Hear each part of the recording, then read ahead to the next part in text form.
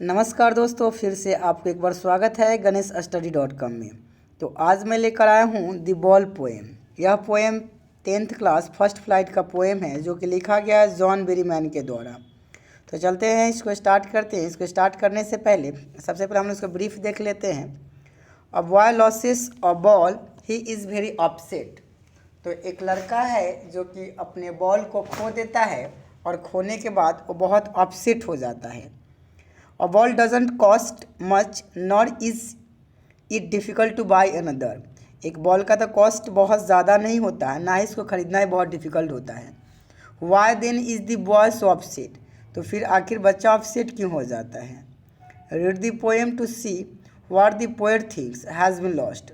चलते पोएम को रीड करते हैं और देखते हैं आखिर जो पोएट क्या सोचते हैं, क्या खो गया है। And what the boy has to learn from the experience of losing something। और आखिर जो है बॉय क्या उसको सीखना और क्या सीखता है लॉसिंग समथिंग। उन्होंने क्या ऐसा कुछ खो दिया है जिससे वो सीखता है, कुछ लर्निंग करता है। What is the boy now who has lost his ball। वह लड़का को अब क्या होगा जो बच्चा ने अपना बॉल को खो दिया है। What is he to do। अब उसे क्या करना होगा, वह अब क्या करेगा। I saw it go merely bouncing down the street and then merely over there it is in the water.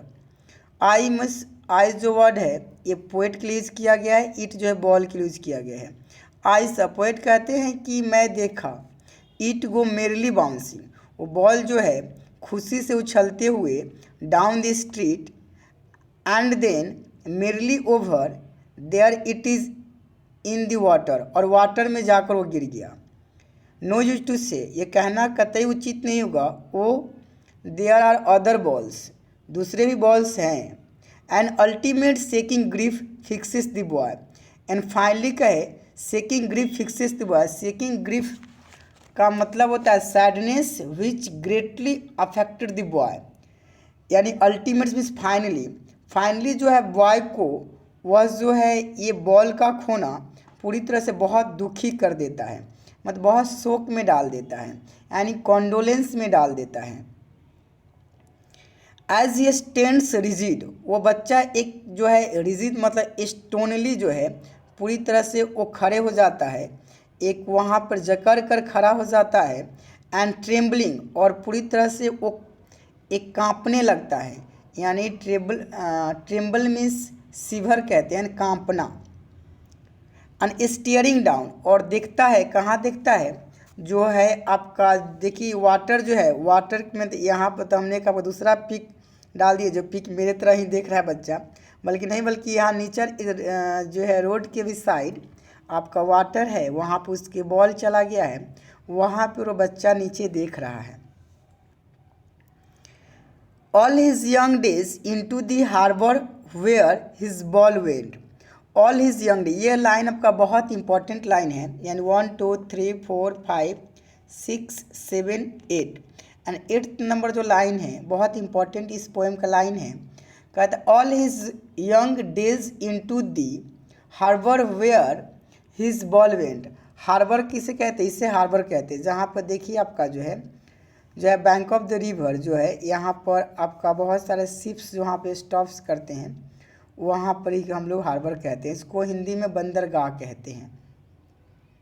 तो कहता all his young days into the harbour where his ball went. यानी पोएट कहते उस बच्चा ने सारा अपनी बचपन चाइल्डहुड का जो है डेज को, उस मेमोरीज़ को लगता है उस बॉल के साथ सारा उसने खो दिया। वो सारे इस बॉल के खोने के साथ उसके सारे मेमोरीज जो है उसके चाइल्डहुड के उसके डेज है सब उसके साथ चला गया। I would not introduced on him. कहते poet means I means poet कहते हैं कि मैं उससे जो है इंट्रोड्यूस मीन्स इन्वेंडर होता है मीन्स बाधा डालना, आक्रमण करना। मैं उसे किसी प्रकार के हस्तक्षेप नहीं करूँगा उस बच्चे को, क्योंकि बच्चा ही बहुत जो है एक जो ग्रीफ में चला गया है।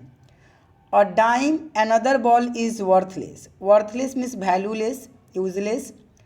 and a dime मतलब 10 सेंट और यूएस में आपका एक पैसा जो होता है उस यूएस में यूज करते हैं इसको। कहता है अ डाइम 10 सेंट, इसको अब अनदर बॉल को हम लोग उसके लास्ट में रखे तो सेंटेंस और अच्छा तरह समझ में आएगा।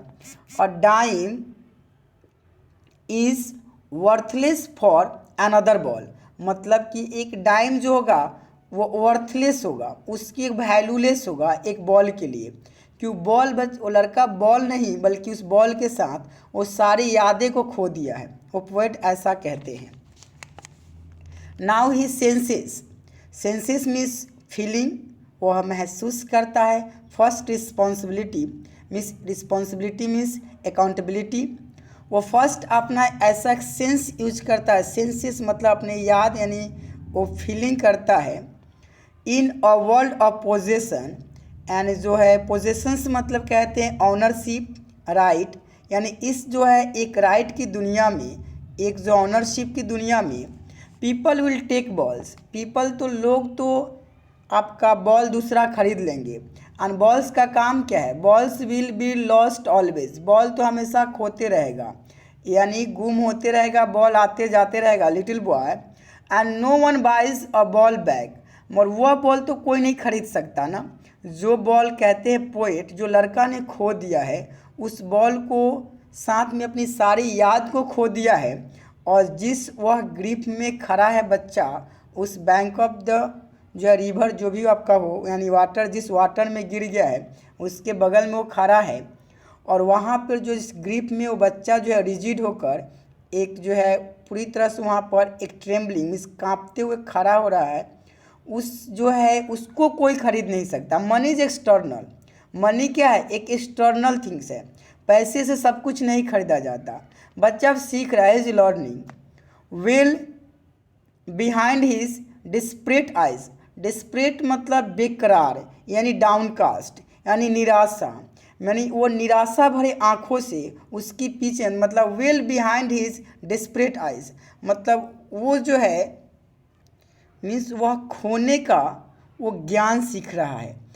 It's means well behind his desperate eyes, मतलब वो जो खो दिया है और खोने के जो है उसकी जो एक दुख यानी जो है निराशा उसकी भरी आँखों के पीछे जो जितनी सारे छुपी वो दुख है, उस दुख से अनदिख कैसे वो दुख है, वो यंग डेज यानी उस बॉल के साथ पता चल रहा है, यानी उस बॉल के साथ वो बहुत दिन व्यतीत किया था और वो जो है सारी यादें जो है उसकी बहुत याद दिला रही है और वो सारी यादें उसके साथ खो दिया है।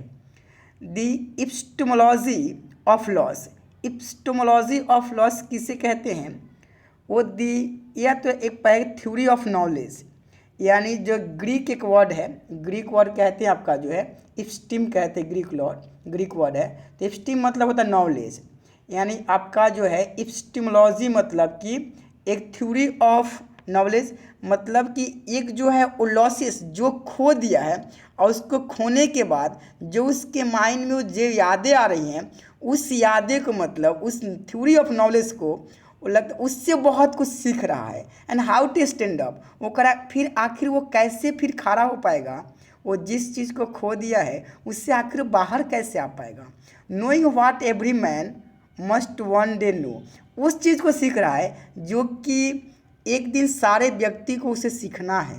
And must know many days, और ज़्यादातर लोग जो है उस चीज़ को जानने में बहुत दिन लगा देते हैं। हाउ टू स्टैंड अप, उससे बाहर कैसे हैं, उस फिर खड़ा कैसे हैं। तो ये मेरा रहा एक्सप्लेनेशंस ऑफ दिस पोएम। तो अब चलते हैं इसके जो है पोएटिक डिवाइस को देख लेते हैं।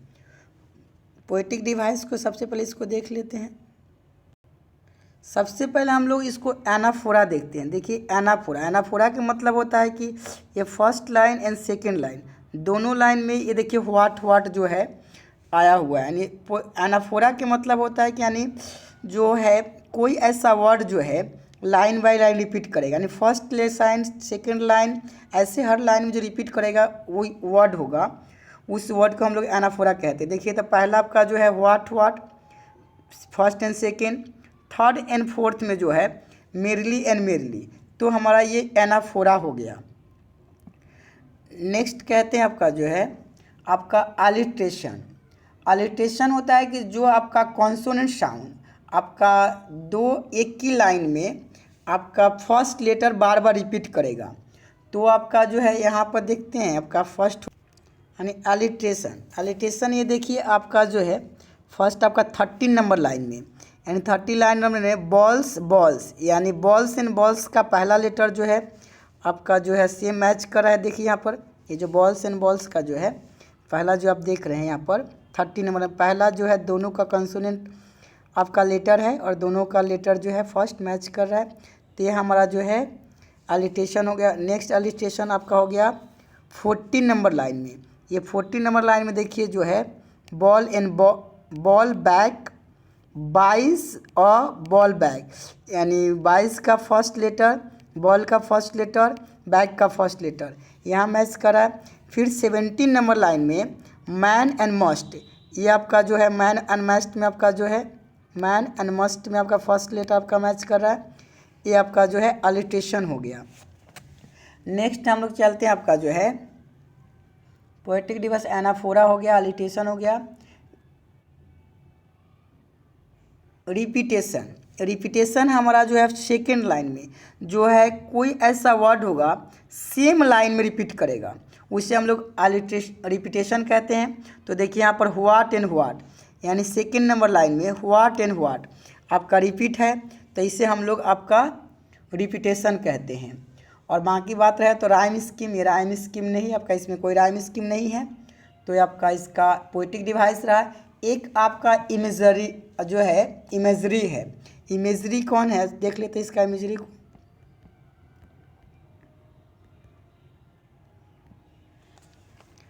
जो है मेरली बाउंसिंग, ये मेरली बाउंस थर्ड नंबर में देखिए मेरली बाउंसिंग से एक ऐसा जो है पोएट जो है ऐसे मेरली हम किसके लिए लिविंग थिंग के लिए यूज़ करते हैं, यानी मैन खुश हो सकता है, बॉल कैसे खुश हो सकता है, बॉल तो लिविंग थिंग है नहीं। तो एक मेरली बाउंसिंग मतलब उसने पोएट कहता है कि एक बॉल जो है उछलते हुए जा रहा था। तो बॉल का तो काम है उछलना, बल्कि बॉल जो है उसको जो है जब तक थ्रो नहीं करेंगे तो उछाल अपने से नहीं उछलेगा, अपने से खुश नहीं हो सकता है।